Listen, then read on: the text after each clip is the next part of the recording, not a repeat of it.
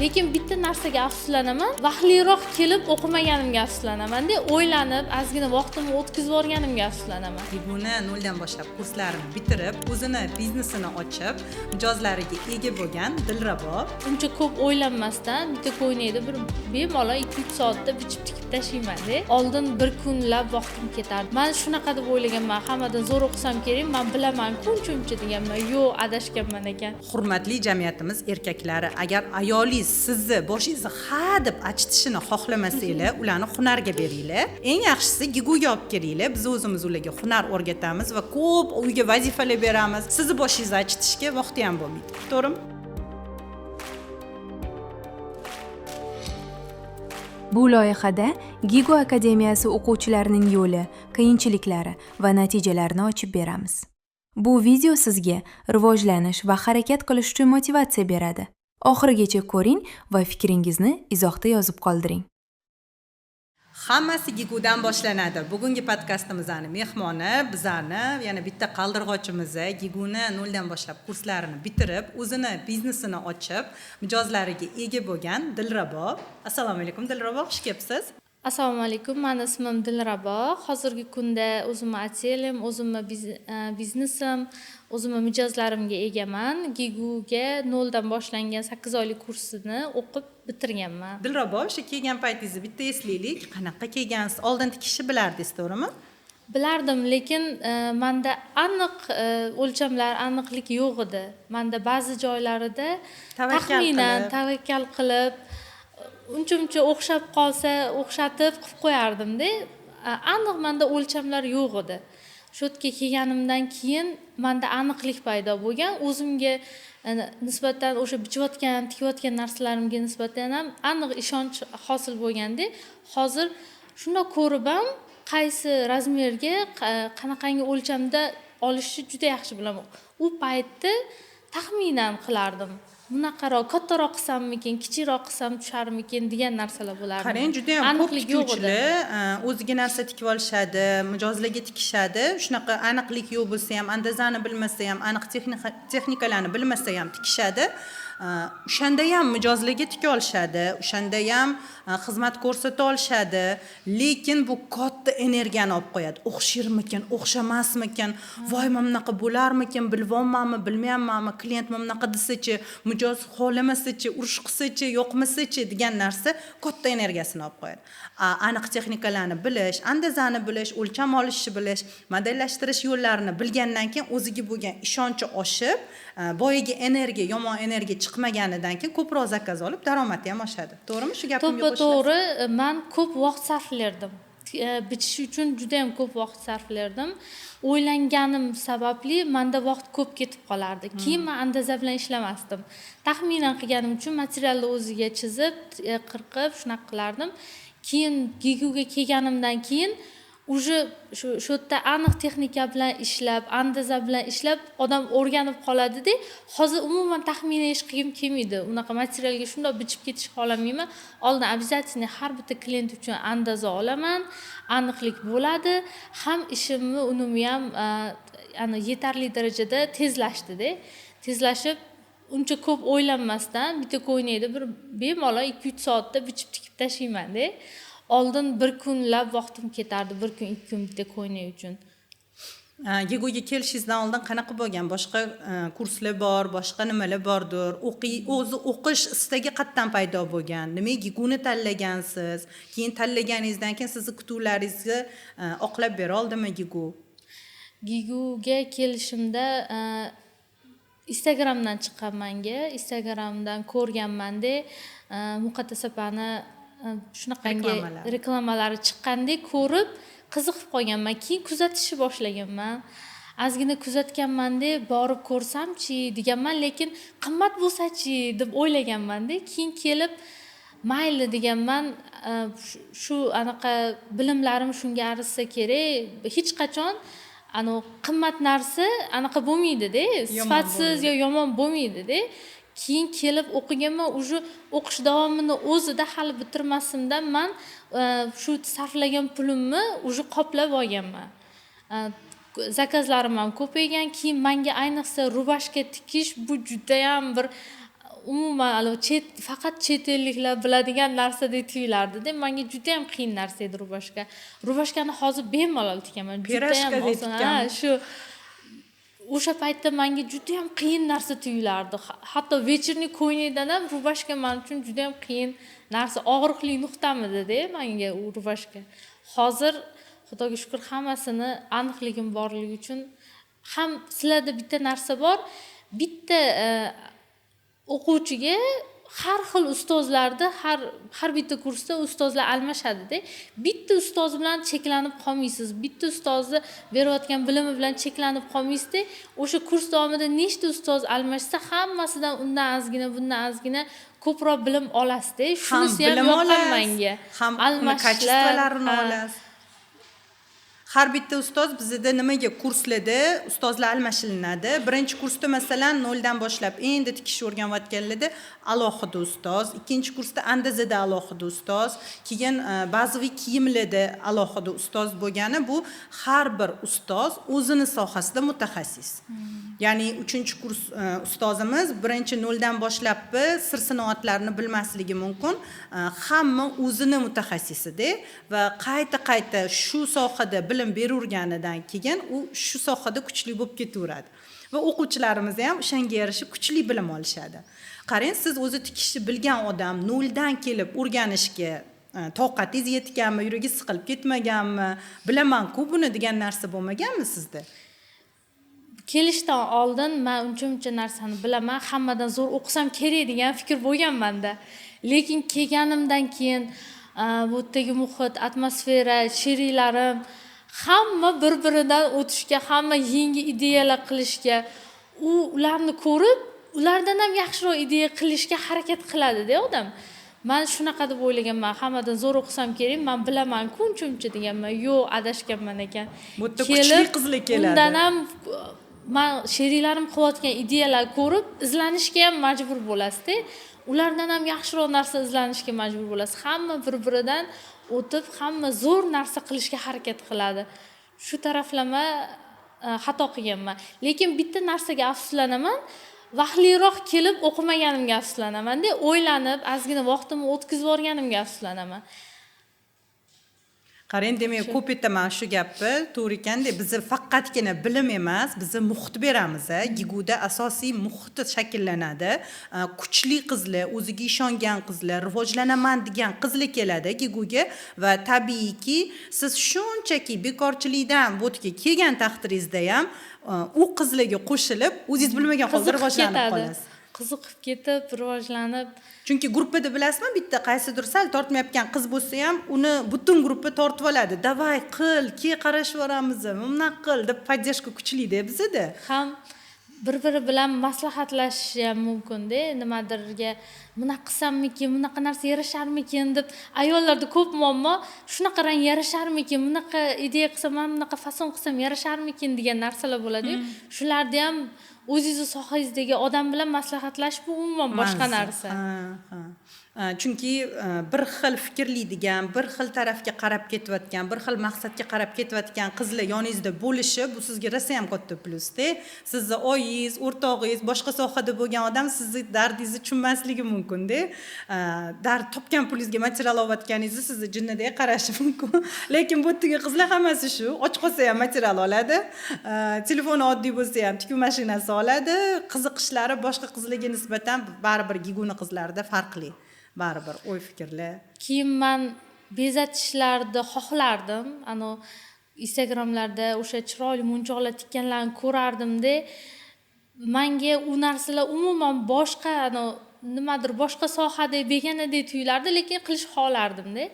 O'sha narsalarni ham 4-kursda o'rgatishgan, shunaqa mazza qilganman, shunaqa yoqqan. Lekin boshida kelayotganingizda bilmagansiz, to'g'rimi? Yo'q, umuman munchoq tikmasdim men. Munchoq tikish, bezatish san'ati darsimiz borligini ham bilmaganmisiz shunda? Yo'q, bilmaganman, boshida bilmaganman. Siz uchun surpriz bo'lgan.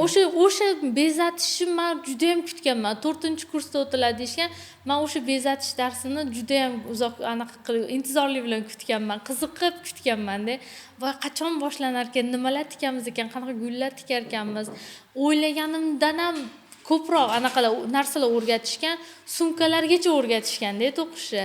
shunaqa xursand bo'lganman, o'zim sumkacha to'qib, voy mana bunaqangi chiroyli sumkalar to'qisa ham bo'lar ekan, men qo'limdan kelar ekan. Men uchun qo'limdan kelmaydigan narsadek tuyulardi u narsalar. Oqshom libosingiz esimda, bituruv uchun qilgan, diplom ishi uchun qilganingiz seriya oqshom libosi tikkandingiz va zo'r chiqqan o'shanda. Ustozingiz ham yaxshigina siz bilan ishlaganlar. Bizdagi ustozlar asosan o'quvchilarni ambitsiyasidan, o'zini qiziqishidan kelib chiqib, bilim berishga harakat qilishadi. Qaysidir qizlar har xil vaziyat bo'ladi. Qaysidir qizlar oilaviy muhitida yoki bo'lmasam o'ziga bo'lgan ishonch past bo'lishi mumkin, oilaviy muhiti yaxshi bo'lmasligi mumkin, ota-onasidan mehr ololmayotgan yoki biror bir boshqa narsalardan siqilayotgan qizlarga ustozlar alohida yondoshishadi. Ulardan katta talab qilinmaydi. O'ziga bo'lgan ishonchini oshirishga harakat qilishadi. Chunki bizda ustozlar ham psixologik bilimlar olishadi, ham metodologiya bo'yicha ustozlik, pedagogika bo'yicha bilimlar olishadi, ham kasbiy mutaxassislik bo'yicha bilim olishadi-da. Va sizga o'xshagan, uje tikishni biladigan, o'zini ustida ishlaydigan, rivojlanadigan qizlarga ko'proq bosim ham o'tkazib, kerak bo'lsa ko'proq bilim berishga harakat qilib, hazm qila olsangiz ko'proq bilim berishadi. Nigora sizda o'qiganmi, nima qilganmidi, Gulbahormi? Nigor opa bo'lganlar oxirgi kursda. Ha, o'sha Nigora siz bilan oqshom libosida, demak, alohida ishlagan, yaxshilab talab qilib, to'g'rimi? Ha, juda ham qayg'urib, men bunchalik materialni ko'nglimdagidagisini topa olmaganman deb bozorga birga borganmiz.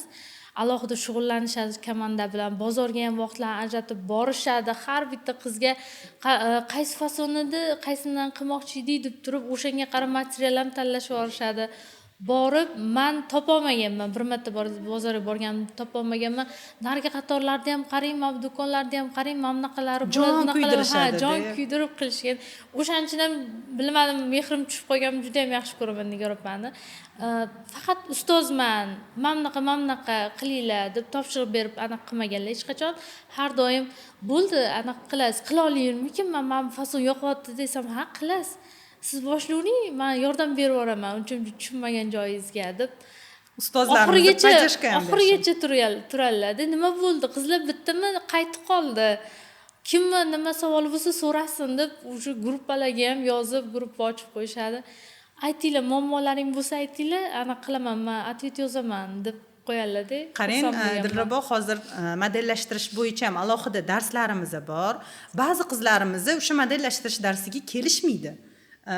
Kelmaydigan qizlarimiz ham bor-da, faqat tikish o'ziga. Lekin modellashtirish darsi dizayner uchun, tikuvchi uchun bu juda ham ko'p narsani beradi. Masalan, tikish darsida bitta dona fasonni tiksa, modellashtirishda 60 ga yaqin fasonlarni modellashtirish yo'llari bilinadi. Masalan, siz o'zingiz hozir real mijozlar bilan ishlayotgan atelye egasisiz. O'shaning uchun nima maslahat bera olasiz modellashtirish darslari bo'yicha o'sha qizlarimizga deylik? Modellashtirish bu eng muhimi deb o'ylayman men. Chunki zamon rivojlanyapti, har xil fasonlar chiqib ketyapti. U fasonlarni chiqarish uchun modellashtirish kerak. O'sha asos andazani modellashtirib, o'sha любой fason chiqarsa bo'ladi. Eng asosiy fan deb o'ylayman men modellashtirish. Kelmagan qizlar, dars qoldirgan qizlar xato qiladi. Boshida chok turlarini o'rganamiz, cho'ntak yoki shunaqa narsalar o'rganamiz. Lekin undan ham asosiy o'sha anaqangi modellashtirish unga kelmasa o'sha yutqizadi-da. Eng muhimi o'sha deb o'ylayman. Men o'sha chevarchilikda yuragi deb o'ylayman u modellashtirish. Ayniqsa bizani Gigudagi darslar modellashtirish bo'yicha alohida o'zligisiga narsalar tikib olib, modellashtirish fasonlarini eng oson usullarini o'rgatishadi-da.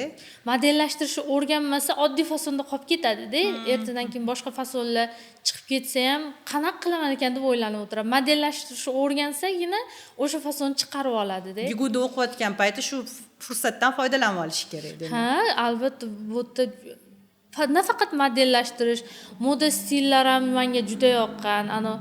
Odamni klientga qarab turib, o'sha mutaxassis bo'lib ketasiz-da. U darslar olganingizdan keyin qaysi rang yarashadi, qanaqa stil yarashadi, hammasini o'tib berishadi-da.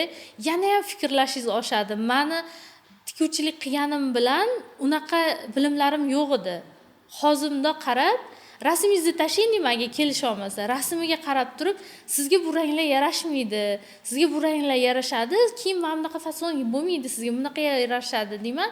Itkib jo'natganimdan keyin juda ham xursand bo'lishadi. To'g'ri aytibsiz, yarashdi. Aslida mijozga shu narsa kerak-da. Mijoz voy to'g'ri aytyapmanmikin, menga kimdir qaniydi mutaxassis sifatida maslahat bersa edi deb o'ylaydi har qanaqa mijozda.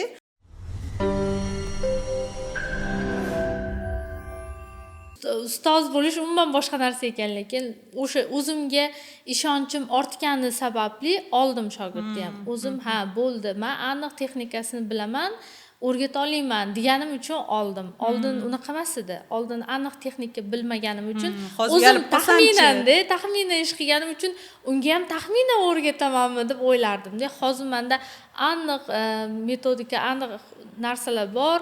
Xullas modellashtirishda ham, qonun qoidalarni ham hamma asosiy narsa razmer bo'yicha ham bilaman-da.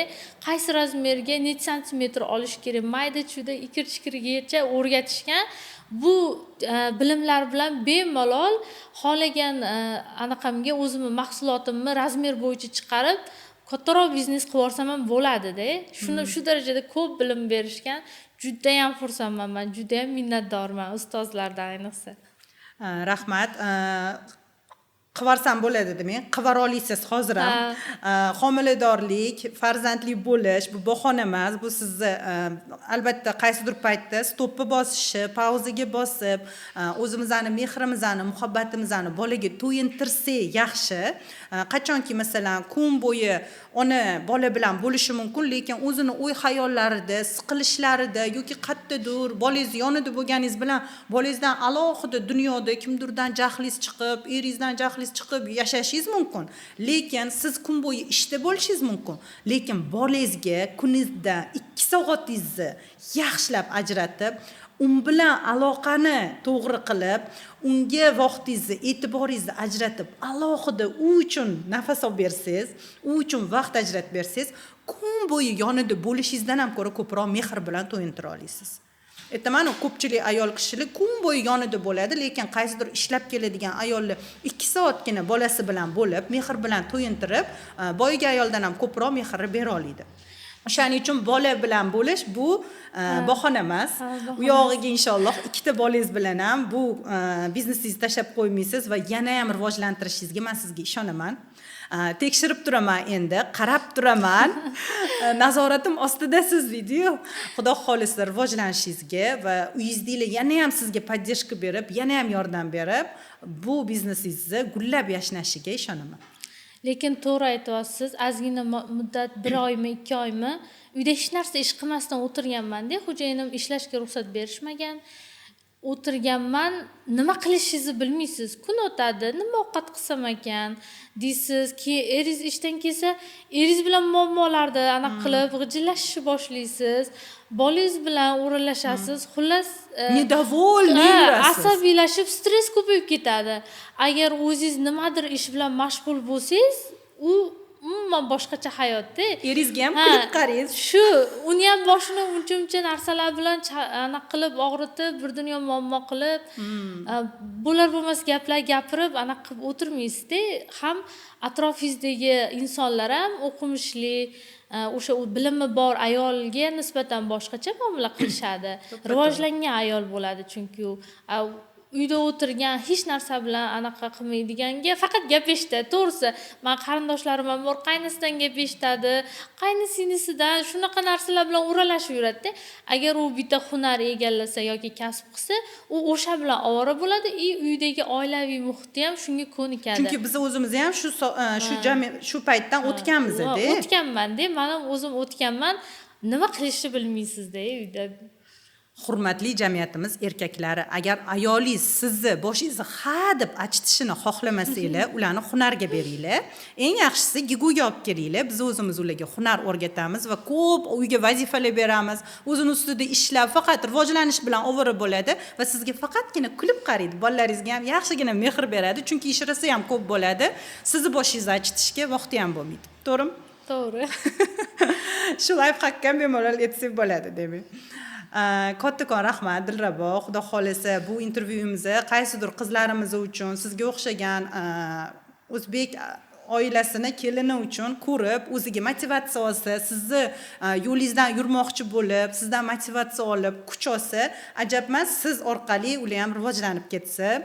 Shunaqa deb tushunamiz bu intervyuni. Asosan bu intervyularimiz shu Giguda o'qiyotgan hozirgi qizlarimiz uchun va endi o'qimoqchi bo'lgan qizlarimiz uchun motivatsiya va qanaqadir tajriba almashinuvi uchun qilinyapti. Ajabmaski, bugungi intervyuimiz ham qaysidir qizlarimizni qalbiga yetib borgan bo'lsa, bugungi intervyu uchun katta rahmat aytaman. Keyingi intervyularda xudo xolisa 1 yilda sizga muhlat beramiz. Zo'r rivojlanishingiz kerak, uchishingiz kerak va boshqa to'lqinda, boshqa настроенияda yana ham zo'r intervyular kutib qolamiz sizdan. Katta rahmat aytaman. Hammasi Gigudan boshlanadi. Podkastlarimizni boshqa sonlarini ham ko'ringlar. Rosa ham qiziq mavzularda gaplashganmiz. Keyingi sonlarda ko'rishguncha xayr deb qolamiz.